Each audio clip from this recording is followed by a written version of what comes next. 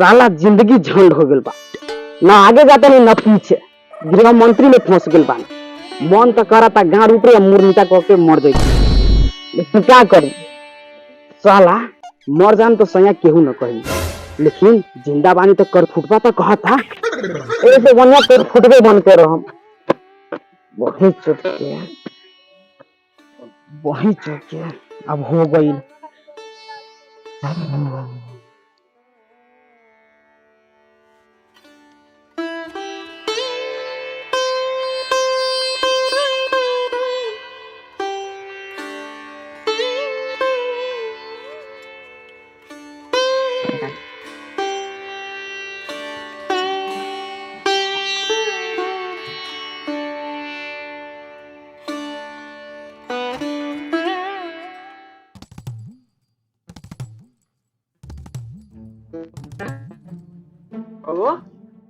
आ गई हाँ चल जी। मौगी कपड़ा खींच देले बानी, पसारत रहली ह। कहली कि शादी ना कराबो तो ना बउआ शादी कर न ले, हमरा हो जाई समधिन एगो मजाक करे लागी। हाथ से मजाक कर ना हमरा। का साला कथी बोल है?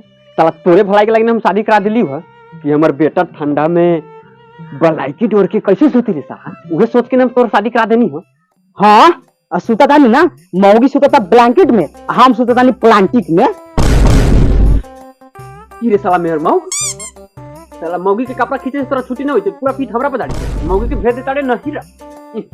अच्छा तो मतलब नहीं थे हम की ठंड पे हमर लंडो काफी ना, तो मतलब नहीं थी घाटा नहीं आइए। अब मौगी के लेके आए हटा वापस आई।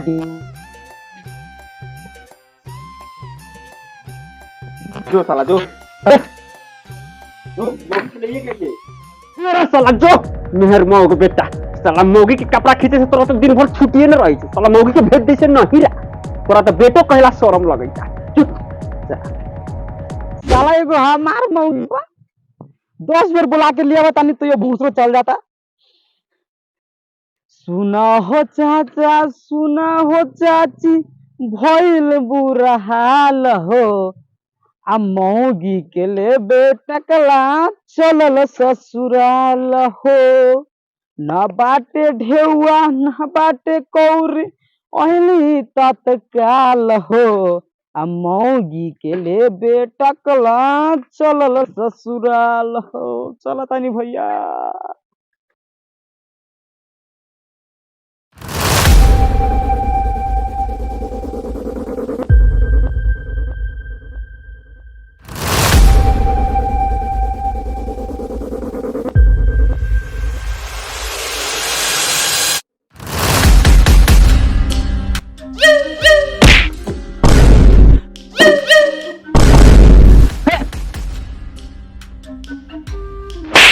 ना चला ना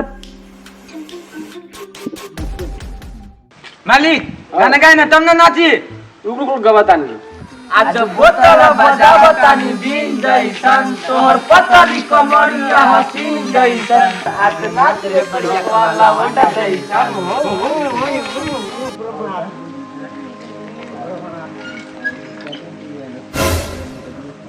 अरे कोई चुप लागा तो हमारा नाच प्रोग्राम हो रहा बा।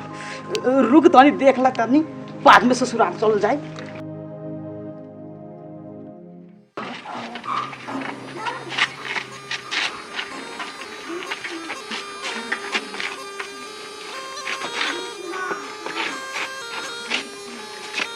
बढ़िया बढ़िया बढ़िया हाथ तनी हाथ तनी ओने से कमर ले ओने से बढ़िया बढ़िया बढ़िया। मौका की मैं जान जाता मर के खिलाओ ना। मालिक मालिक इतने एगो मुर्गा के पैसा बैठल बा। ए पहले नहीं आता रे, तू पहले खड़ा हो फिर नहीं आता। देखी ना हमर खरे बा। एक रामाई के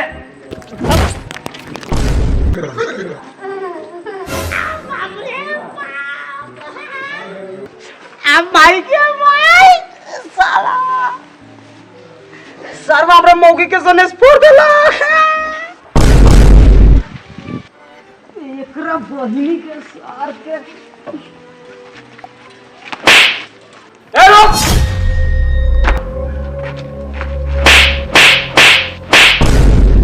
चुप साला ऐसे ज्यादा जेबे ना तो बहिन बतानी पर चल जाओ।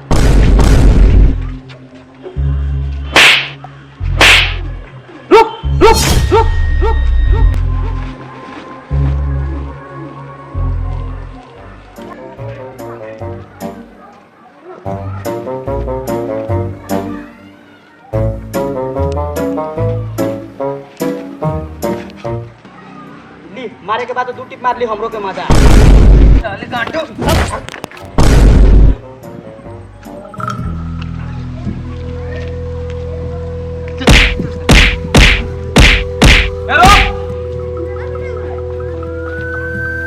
सर के बनास देखे के सोच सर के बच्चा मालिक का रे मालिक हमरा के नाच नहीं करे आवत बरू मारे के बाद तो 2 टिप और मार ली ले चल सर बाकी ले चल अब ना बस सरवा ऊँट पहाड़ के नीचे मालिक दीजिए गीत गाने का मन ना दी ठीक बा गावा तानी हुई जाई बवाल तहर भगला तनी ठुमका ओ तनी ठुमका लगाओ हर तबला पर तनी ठुमका लगाओ हर तबला पर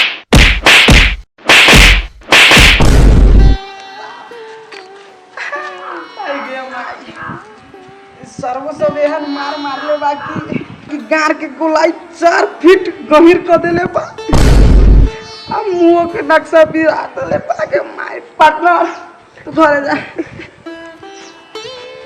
अब साला ससुराल कैसे चाहिए अच्छा कोनो बात नहीं के हई जारा में केनो बर्दाश्त कर ले पहला घर जाता नहीं गार के इलाज करे के पड़ी बाप रे हेलो गाइस हेलो दोस्तों अहाँ सब जो वीडियो देख लिया वीडियो कैसन लागल है अगर अच्छा लागल हो तो सब्सक्राइब कर दे अगर अहाँ सब इस चैनल में नया है तो सब्सक्राइब और बेल घंटी कस कर दबा दे और लाइक शेयर कमेंट जरूर करा बाय बाय नया वीडियो में सी यू